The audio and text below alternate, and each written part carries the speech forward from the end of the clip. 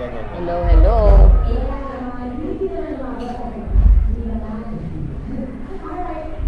Walang boses. Ay, wala pa rin audio. Ngayon po. No audio. Ayan, baka meron na.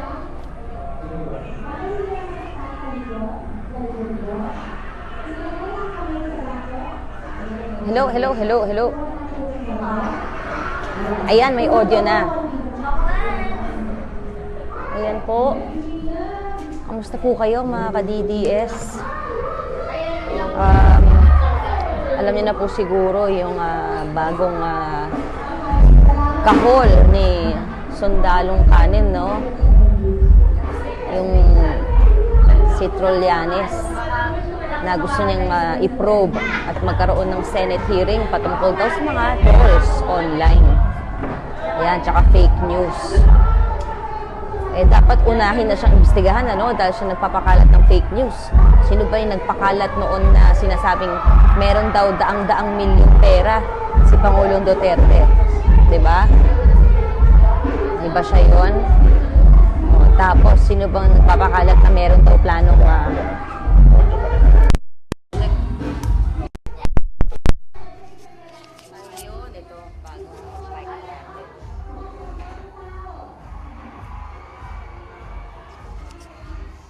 Hello, hello. Ayan po. Naririnig niyo na po ba ako? Ayan, meron po tayong mga ka-DDS ngayon sa Doha, Qatar. Si Alexander Ramos Alcantara. Ayan po si Kazuki Shikimori. DDS here from Mangagoy, Bislig City, Surigao del Sur. Pakibati kami dito sa Riyadh, Amri Boril Tabora. Hello po sa inyo. Ayan, ang daming trolls. Ayan po, trolls po ang tawag sa atin. Nakakatawa nga po dahil itong isang article, actually galing sa Philippine Star, sa isang column doon, minomonitor po yung article natin doon. Tapos, pinopost kasi yung article natin sa Philippine Star ng 12 midnight. Tapos, nagugulat sila kasi, halimbawa, alas 2 ng umaga, sabay-sabay daw yung nagla-like ng article natin. Mga 500 readers nagla-like. Para imposible daw na mangyari yun. Kasi meron pa daw bang gising ng ganong oras na 2 a.m. nagla-like, nagbabasa ng article. Eh, ang tawag daw doon, sabi, baka daw yung tayong mga ka-DDS ay mga computer na automatic na nagla-like o tayo daw ay binabayaran para mag-like. Hindi ba nila na parang call center daw na bakit parang 24 hours daw gising ang mga ka-DDS. Eh tulad nga po ng mga comment nyo, hindi ba nila naisip na ang mga ka-DDS natin ay hindi lang naka-base dito sa Pilipinas, kung hindi sa buong mundo. Ito nga merong from Orlando, Florida, USA, si Ruben Villamor, si Joseph Apollo, nasa Abu Dhabi. Meron pang nasa Hong Kong, si Mabet Suyong Masayon. Kaya itong si Trillanes, alam mo kung meron mang troll, ikaw yung Trillanes ka. Ikaw ang pampagulo, ikaw yung mascot ng troll. Ha? Ang tawag dapat sa'yo, troll mascot. Kaloka ka. Pampagulo ka nga ng Senado At saka, sino nagpapakalat ng fake news? O alam mo, actually, go tayo dyan. Sabi nga ng mga ka-DDS natin tama. Dapat nga, imbestigahan niya yung mga fake news na kumakalat sa Facebook. Yung mga anonymous page dyan ng mga anti-Duterte. Yung nagpakalat pa dyan na meron daw akong cheque. Binayaran daw ako ni Bongbong Ramos. Ay, Bongbong Marcos Ramos tuloy. Binayaran daw ako ng 300,000 ni BBM na may cheque pa.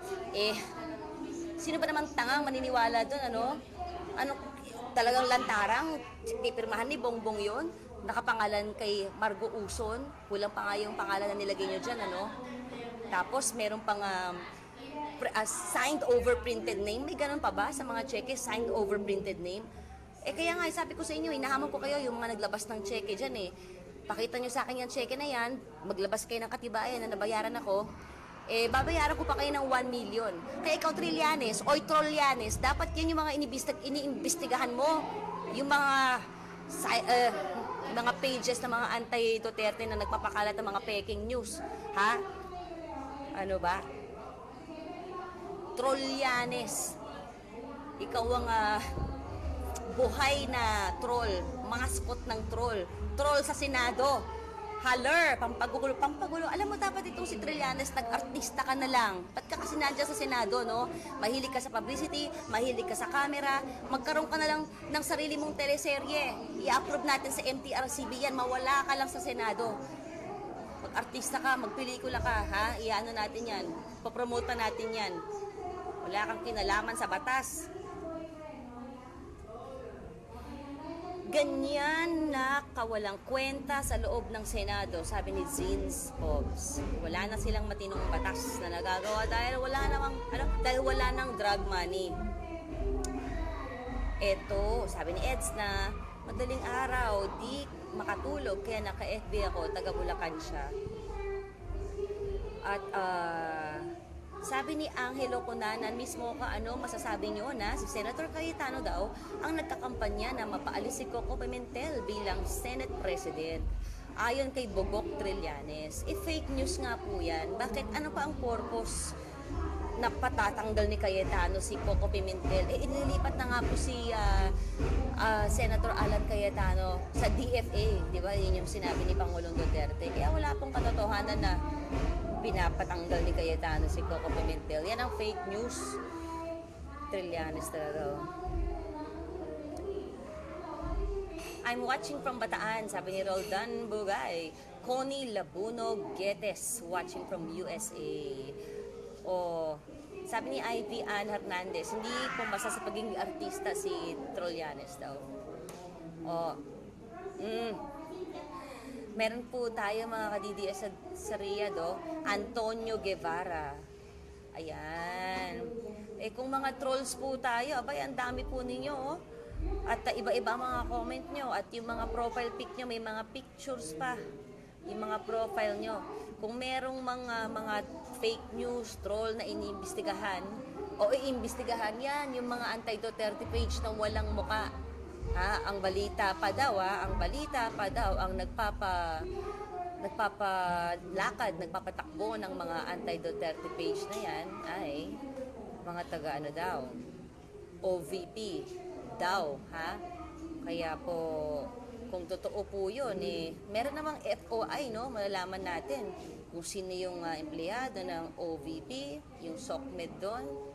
At makikita rin natin yan, wala namang lihim na hindi na ibubulgar. Meron taga Lebanon, si Aline Bravo. Ay. Ano to? Troll from Canada, si Saldo Pascual. Suggestion nga ng mga ka-DDS natin kung pwede raw na magsabay-sabay tayong video call, no, para makita yung mga magaganda at gwapong troll. Oh. Sabi ni Joey Esteves, ang tanong, sino po ang nagbabayad sa mga trolls? O yun na nga po, sino kaya nagbabayad dito sa mga anonymous pages, ha, na sinisiraan ng mga supporters ni Pangulong Duterte? Tapos sila pa, yung itong mga anonymous page na ito, yung kanilang mga balita pa ang binabalita, at sila din ang ginagawang source ng mga ilang mainstream media dyan. Bakit? Bakit nila nasabing credible yung mga yan, di ba? Yung mga anonymous page na yan, wala nga mga mukha yan. So, bakit kaya sila pa ang may koneksyon? Troll from Italy, Enimsaz, T. Osnola, parang Jasmine Alonzo. Troll from Italy, hello po. Troll from KSA, si Crystalline Diamne. Ayan. O, halimbawa kayo mga ka-DDS, kayong mga nasa abroad, kung sakaling mapauwi kayo ng Pinas at nakasulubong nyo si Trillanes, anong gagawin nyo sa kanya o anong sasabihin nyo sa kanya? Magpapa-selfie ba kayo? Magpapa-picture? Magpapa-fan sign? Angel Mariel Maki, hatulan ang naglabas ng fake news.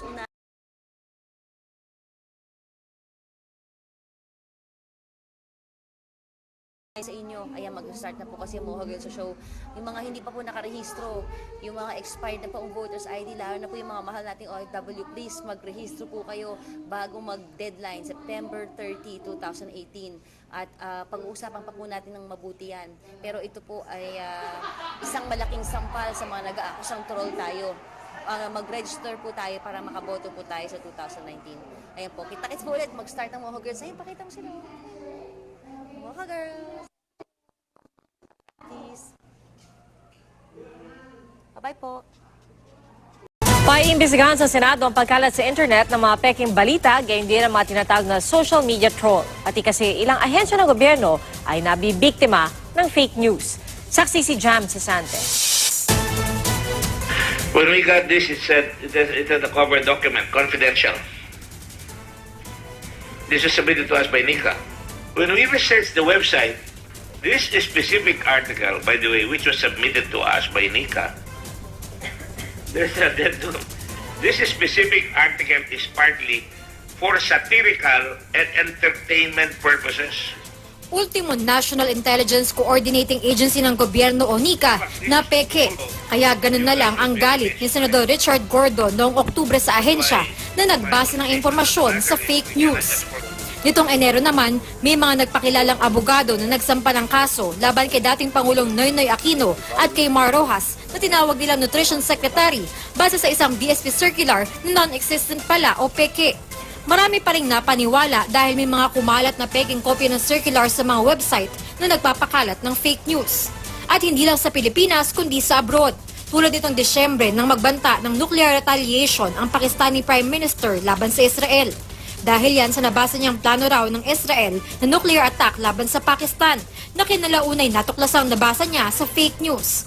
Kaya naman naghain ng resolusyon si Senador Kiko Pangilinan para imungkahi sa Senado na imbestigahan ang pagkalat ng fake news para tignan kung paano maaamyandahan ang 2012 Cybercrime Law at iba pang batas para mapanagot sila. Ang pinaiimbestigahan naman ng resolusyong inihain ni Senador Antonio Trillanes IV ay mga social media trolls o yung mga pekeng social media accounts na nagpapakalat ng maling balita at impormasyon. Kabilang sa tinatarget ni Trillanes ang mga gumagamit ng masamang lengguwahe at nagbabantang papatayin o gagahasain ang mga tutol sa sinasabi nila. Tila political trolls ang target pero hindi lang sila ang mga pekeng account. Noong Oktubre kasi, may peking Twitter account naman ng Pag-asa na naging basihan ng DepEd para i-anunsyo sa Twitter ang class suspension sa Metro Manila. Humingi ng paumanhin ng DepEd sa pagkakamali.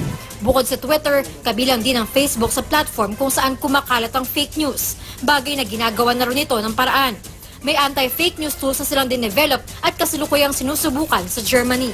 Ako si Jam Sesante, ang inyong saksi. Natin ang mga lokal na balita pinaimbestigahan ni Senador Kiko Pangilinan at Antonio Trillanes IV ang pagkalat ng pekeng balita o mga fake news sa internet. Sobra na raw kasi ang mga ito at nakakasira na ng lipunan. Nakatutok si Jam Sesante. Malaki na ang papel ng social media sa pagkalat ng balita. Nakita ito noong nakarang eleksyon kung kailan naging mitya ng maiinit na diskusyon ang mga post sa social media sites tulad ng Facebook. Pero kasabay ng mga lehitimong balita, marami ring peke impormasyong naglilipana sa social media. Para sa ilang senador, sumusobra na at nakakasira na ito sa lipunan, kaya dapat na itong mapigilan. Naghain ng magkahiwalay na resolusyon sina Senador Kiko Pangilinan at Sonny Trillanes upang imbestigahan ng Senado ang pagkalat ng pekeng balita at makabuo ng batas para papanagutin ang mga nasa likod nito. Sa Senate Resolution number 271 ni Senador Kiko Pangilinan, sinabi niyang ginagamit ng sandata ng political operatives ang mga pekeng balita para impluwensya ng opinyon ng publiko. Sabi pa ni Pangilinan, maituturing na media company o publisher ang Facebook na dapat papanagutin para sa content na hinahayaan nitong kumalat nang sa gayon ay protektahan ang diskurso ng publiko mula sa inimbento at pekeng balita. Sa kanya namang Senate Resolution number 259, gusto ring paimbestigahan ni Trillanes ang social media trolls na karaniway tinatago ang totoong pangalan at binabayaran daw upang magkalat ng peke impormasyon. Gumagawa daw ang mga ito ng peking realidad gamit ang mga peking accounts para manginis at magkalat ng mapanlinlang na impormasyon. Sabi ni Trillanes, kadalas ay gumagamit pa ang trolls na masamang lengguwahe at nagbabantang papatayin o gagahasain ang mga tutol sa sinasabi nila. Didinggin pa ng Senado ang mga naturang panukala. Inirereklamo hindi lamang sa Pilipinas kundi maging sa ibang bansa ang pagkalat ng fake news sa Facebook. Kaya nitong Nobyembre, naglabas ng pahayag si Facebook CEO Mark Zuckerberg na nagsasabing meron na silang mga ginagawang hakbang upang matukoy ang mga pekeng balita at maiwasan ang pagkalat nito. Jam Sesante, Nakatutok, 24 Oras. Nagaya ng resolusyon si Senator Francis Kiko Pangilinan para maimbestigahan ang mga nagpapakalat ng maling balita o impormasyon sa social media tulad ng Facebook. Bilang sa nakapaloob sa nasabing resolusyon ay ang pagpapataw ng parusa sa mga social media platforms na pinapayagan ng pagpapakalat ng mga pekeng balita. Ay kay Senator Pangilinan, layunin ng nasabing resolusyon na matigil na ang mga nakakaalarmang pagkakalat ng maling o pagkakalat ng maling impormasyon. Sinabi ni Pangilinan, nagiging sandata ang mga fake news items ng maraming political organization para maka-impluwensya at maging usap-usapan ng publiko. Dapat anya matiyak din na magkaroon ng media literacy skills ang publiko para hindi mahirapang malaman kung ano ang totoo at kasinungalingan lamang dahil sa manipulasyon ng ilan at pagdami ng mga nagsusulputang maling impormasyon sa social media. Dinagdag pa ng Senador, dapat itong pagtunan ng pansin upang protektahan ng kalayaan ng mga Pilipino ayon sa saligang batas. Fake news, trolls, pag-block ng pornography website at ang issue ng hacking. Ilan lamang ito sa mga may init na usapin pagdating sa cyberspace.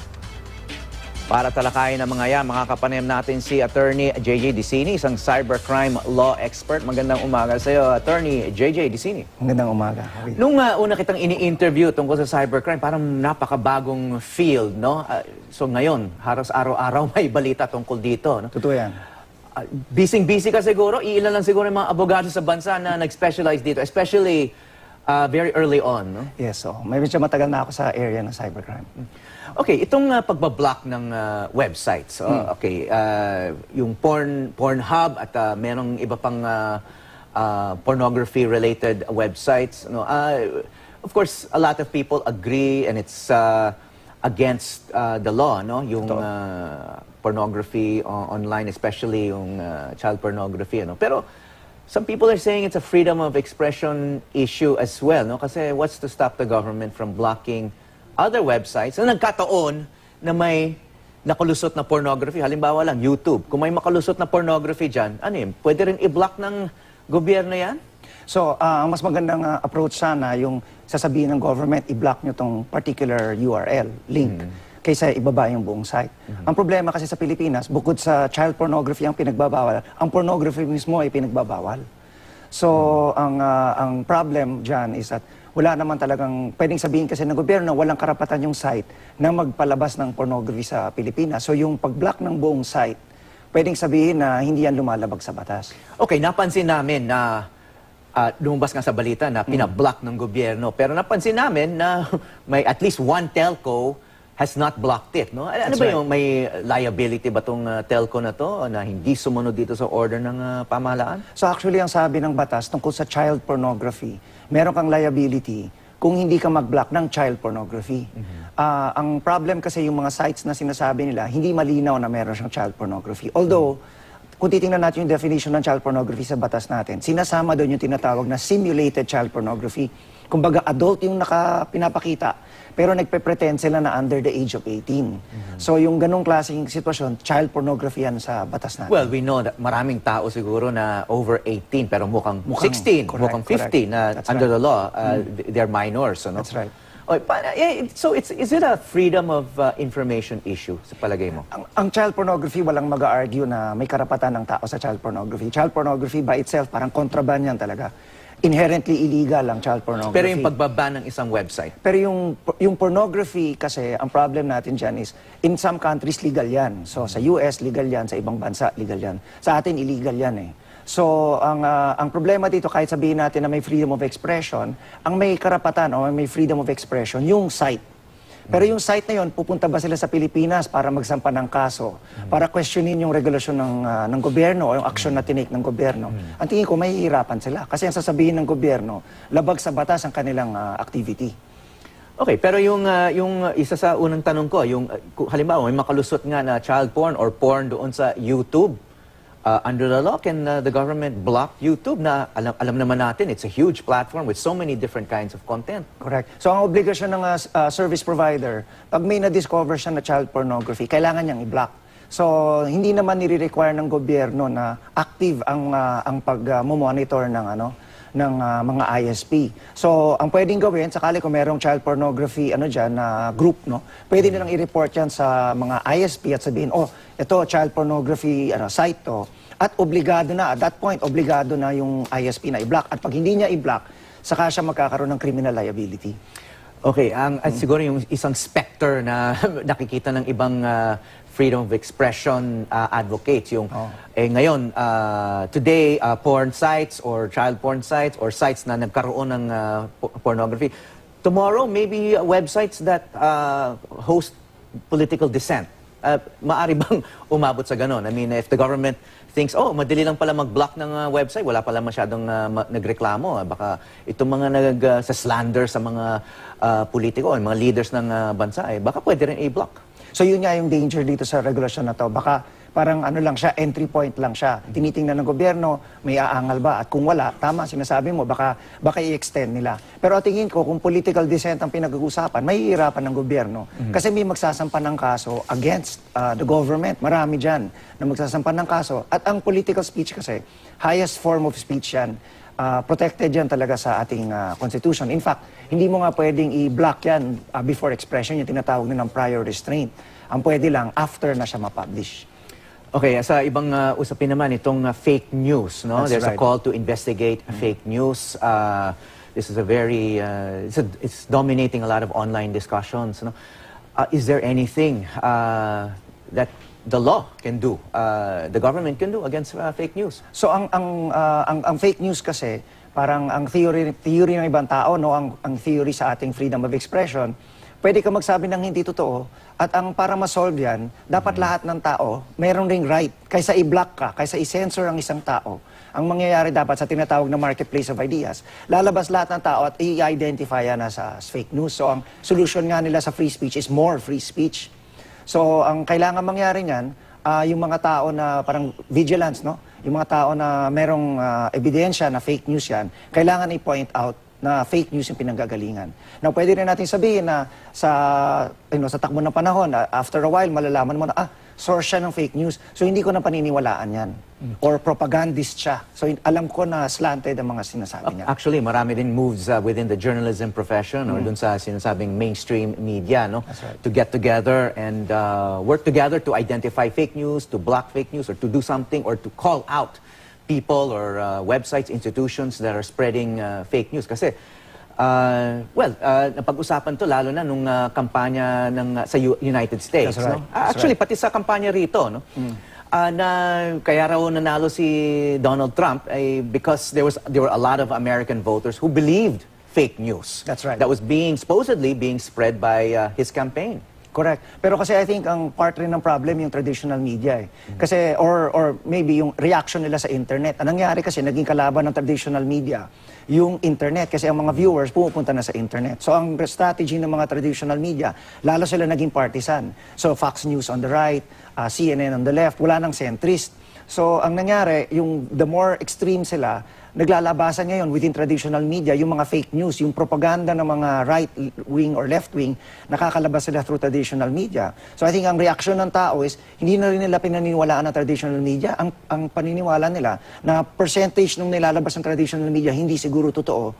So pinaniniwalaan nila ngayon, kahit naman yung politiko alam nila hindi lahat totoo sinasabi. Pero iniisip nila, 50-50 lang yan, lahat naman nagsisinungaling. Kaya naging parang masalimuot napakadali nagagawa ni Trump ngayon on social media. Sasabi siya ng isang bagay na hindi totoo, talagang kasinungalingan, pero yung tao, alam naman nila hindi totoo, pero nag-act sila on that basis anyway. Yun yung problem ngayon. Well, actually, in traditional media ngayon, sinasabi mo nga, may conflict between traditional and online media. But That's right. all traditional media outlets now are also online. They have very strong online presence. I mean, GMA Network has a very strong online presence. CNN, ito mga sinight mo na media organizations na traditional mainstream. Lahat yan nasa Instagram, etc., etc., no? Pero ano na sila, disintermediated na sila. Ang tao ngayon, nakukuha nila yung news through social media. So hindi ako diretso pupunta sa GMA, pupunta ako ng GMA kasi nakita ko sa isang social media feed Facebook, sa Facebook, lalo na, sakali, no? o nakita ko sa Twitter.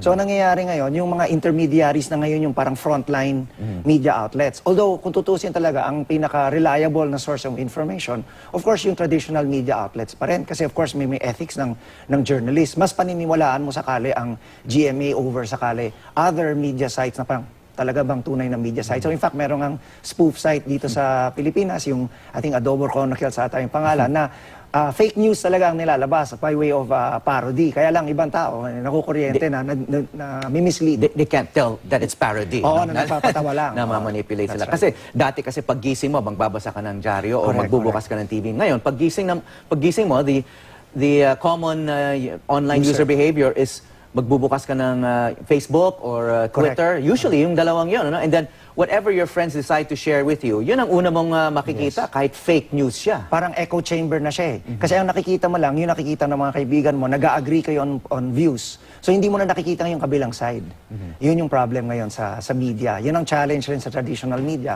Kung paano maging relevant sa era na napaka-focus na ng tao doon sa pinakikinggan lang nila yung mga tao na nag-agree sa kanila. Okay, so you think this is more of a media problem than a problem that lawyers or the government should be facing? I think, certainly nandun yung government to provide the space for media to compete, no? I think, I'm not sure that lawyers are the best people to solve this problem. I think it's a competitive issue. Maybe the Competition Commission, kung may nakikita sila anti-competitive practices. Pero in the end, kasi I think ang problem is that traditional media needs to make itself relevant. Ngayon na parang disintermediated na siya. Ang Facebook ngayon, ang reaction nila sa fake news, they will try to identify what are fake news and inform people, this particular content na sinishare mo, maglalagay sila ng warning, no? So pati ang Facebook, of course, concerned sila. Ang social media concerned sila na sila ang nagiging paraan para kumalat ang fake news at ang mga trolls. So concerned sila na baka pati ang mga users nila umalis sa Facebook kasi kung ang nakikita ko sa Facebook puro fake news, hindi na rin ako pupunta sa Facebook.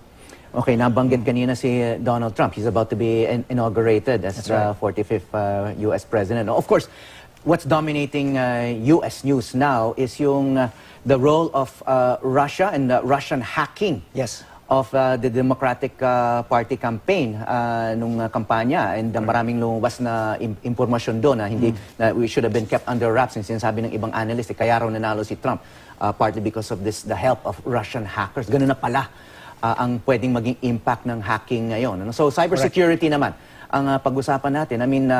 The US websites where you think the United States has some of the leading cybersecurity experts in the world, no? Yes. Pati sila na-hack. Hindi lang yung campaign ni Hillary Clinton, pati State Department, big companies, Yahoo, etc. No? So, ano yung what's the growing danger like in the Philippines? Meron na bang ganung klaseng incidents na maaring mangyari? So, possible na mangyari yan sa atin. Ang level of cybersecurity sa atin siguro is not as high as in the US. Pero ang sinasabi nga natin, ang pinaka-weakest link talaga in the cybersecurity chain ay tao, hindi technology. So, kuminsan ang tao, tatawagan, sasabihin, magpe-pretend, no? Tinatawag na social engineering, ang mga hacker nakakapasok. So, yan ang parang biggest risk ngayon. And ang nangyari dun sa US, nag-take ng side yung isang lumalabas na yung mga hackers, nag-take sila ng side. At naglabas sila ng negative content or issues laban dun sa kandidato na hindi nila pabor. Yeah. So sa atin, posible mangyari yan. Hindi natin alam kung sino yung mga nag-hack sa systems natin. Hindi lang naman Russia ang nag-hack. Other countries are hacking also. And we have to remember na pati ang US, hindi yan sikreto, no? Lahat ng sites natin, kung gumagamit ka ng Gmail, gumagamit ka ng Yahoo, gumagamit ka ng any US-based information system or email, ang content na yan, tinitingnan niya ng National Security Agency. And because hindi tayo US citizens, hindi nila kailangan ng warrant. At tinatago nila yung data na yan. Nakastore yan. Okay, before we leave this Russian hacking, nabasa ko, how they got into the Democratic Party campaign was meron silang through phishing, yung tinatawag na phishing. They sent an email to I think the chair, one of the leaders of the Democratic campaign, saying we are, posing Reset. as Google, Correct. saying na kailangan palitan mo na yung password mo. That's right. Kumagat naman itong leader ng Democratic Party at nagpalit siya ng password at ibinigay niya dito sa Essentially, hackers. correct. And so it wasn't really that complicated, no? You don't Yes. even need to be a coder or programmer or a cyber expert. Yes. Merong isang hacker nga, yung Guccifer 1, no? Yung unang Guccifer. Ano siya, isa siyang unemployed taxi driver in Transylvania na ang ginagamit lang niya, ordinary cellphone, not even smartphone, at saka lumang laptop. So basta na may internet connection. So ngayon, ang parang tinatawag natin dati na script kiddies, ang mga amateurs, may mga techniques online na mababasa mo, pwede ka na maging hacker. Yung tao na yan, si Guccifer, nakapasok siya sa mga accounts nila, the Bush family, no? W. Bush, Colin Powell, mga malalaking pangalan because through yung tinatawag natin na social engineering. You get paranoid tuloy about yung mga ini-email mo sa ibang tao, yung mga tunay mong sentimiento at opinion, ano? Baka yes. eventually lumabas yan sa public domain. Alam natin, nangyari na yan dito yung sa US Embassy, di ba? That's right. Yung Yung WikiLeaks, yung mga Correct. ini-email, very confidential reports by the US ambassadors or the Correct. US Embassy in Manila about That's right. presidents and about the government, ini-email nila sa State Department, biglang nasa public domain na. Correct. Coincidentally, the person who leaked it has been pardoned, di ba? Si Bradley Manning. Yeah, just very recently, by President Obama. Oo. Okay, well, speaking of the Philippines, no, I was asking kung nagkaroon ng major hacking incidents dito sa Pilipinas. Bigla kong naalala yung Comelix, no? Yes. That was done by hackers, no? Yes. Natuntun na kung sino yung mga gumawa nito. Correct. So may na-investigate na ng NBI at na-identify nila ito yung hacker na una nag-breach nung Comelec. So at least in that particular instance, hindi lumalabas na meron parang foreign government na nag-hack ng Comelec website. Ang nakakabahala is that kung ang isang local hacker may expertise para i-bring down ang isang very high level na system, paano pa kaya yung mga government controlled mga cybersecurity or cyber hacking operations? Because for example, in countries like China, military ang nagpapatakbo, or even North Korea. You have to remember, a few years ago, ang Sony Pictures, nahack yan ng North Korea, di ba? Kasi may threat na magpapalabas ng sine na critical of North Korea. So ang mga foreign countries, talagang may threat yan sa ating national security. Okay, to what extent can we blame the institutions or agencies that have been hacked? Kasi kung maalala mo, kinasuhan ang Comelec, no? Yung Comelec chair, si Andres Bautista. Ang sinasabi ni Andres Bautista, bakit kami yung kinakasuhan? Kami nga yung biktima eh. Dapat yung kasuhan, yung sino nag-hack. Ay, sabi pa nga niya, kung malalaking kumpanya nga, na-hack pati kami vulnerable. No? So, I mean, ano ba yung, who should be blamed there? Is it a lack of, were they being reckless or careless in their security? Or talagang, kahit yung State Department nga na-hack you assume na mas maganda nga yung cybersecurity. That's right. So yung report na lumabas kasi came from the National Privacy Commission. So as a general rule, kaya tayo sa cybersecurity para it's defensive, di ba? Na walang makapasok. Pero wala ka namang legal obligation necessarily na i-secure yung data mo. Pero bago to na batas, itong Data Privacy Act, na ang tinatawag na personal information, meron kang obligasyon, no? Lahat ng kumpanya, lahat ng government agency, may obligasyon na i-keep at i-secure ang mga personal information, including government agencies. And ang tingin ko, yung action ng National Privacy Commission na maglabas ng report, parang nagdodraw sila ng attention dun sa obligasyon ng lahat ng government agencies na mag-comply sa Data Privacy Act. At finocus nila kay Chairman Bautista. Pero kailangan na natin tingnan na kung tutusin, hindi naman pwedeng sampahan ng kaso si Chairman Bautista kasi ang position niya, pwede lang siyang ma-impeach. At pwede mo rin sabihin na may mga ibang tao naman talaga na nag-set up ng website, nag-set up ng information system na yan. So ang tingin ko, from the standpoint of the National Privacy Commission, gusto nila mag-draw ng attention dito sa issue na to. And how better than to draw the attention directly to the agency head at ipalabas na meron talagang mga liabilities. Pero sinasabi nga ni Chairman Bautista, hindi naman daw sila nagpabaya, meron naman daw silang security, pero kahit nga yung mga malalaking kumpanya, big government agencies, even in the United States, nahahack. So there's really no foolproof cybersecurity? Or meron ba? Is there a foolproof cybersecurity? Maybe in the future, magkakaroon, no? Sa ngayon, kahit sino pwede ma-hack, kahit anong institution pwede ma-hack. Correct. But I think yung nangyari dun sa Comelec, yung medyo malaking kapabayaan ng Comelec, no? Yung lahat ng data nila encrypted. So good, no? So kahit nakuha ng hacker yon, encrypted yung data. Ang problem, in the same folder, kung nasaan lahat ng data, nandun yan yung decryption key. So iniwan nila yung parang nilock nila, tapos iniwan nila yung susi in the same place kung saan nakalock. So parang kaya nga nabuksan lahat ng data. At saka Well, hindi so rin naman, who's so obviously that's not That's a a best, design that's not a problem. best practice, no? So that's so that was the fault of the contractor. May obviously Pwedeng sabihin. or was an in-house cyber Hindi security person. Hindi ako sure kung sino Okay. yung nag-set up, but you're right, may may kakulangan from the standpoint of Comelec. And then also, did you have to put all the data online? Kasi Well, just to ito yung refresh the precinct- viewers' memory, Yes. you know, this is Precinct finder. personal data of voters. Yes, ang ano lang siya is precinct finder lang siya. So hindi mo naman necessarily kailangan i-online lahat ng data eh. Pwede kasing name lang, tsaka precinct number, at tsaka location ng precinct. Ang nangyari, You don't have to nandun include address yung ng mga tao. address, Oo. pangalan ng, di ba lahat ng relatives mo, lahat ng nakarelate sa'yo, doon. Address mo, pati nga yung data ng So maaring gold fingerprint. mine to ng mga potential kidnappers kasi alam nila kung saan ka nakatira. Lahat ng data doon, pwede kang gumawa ng ID. Kasi nandun yung pangalan mo, nandun yung address mo, Okay. nandun yung birth date mo. People can fake your identity Yes. and Yes. you know, And it's the maybe largest- travel overseas using Yes. your name and address. At saka the time that it happened, I think it set a world record.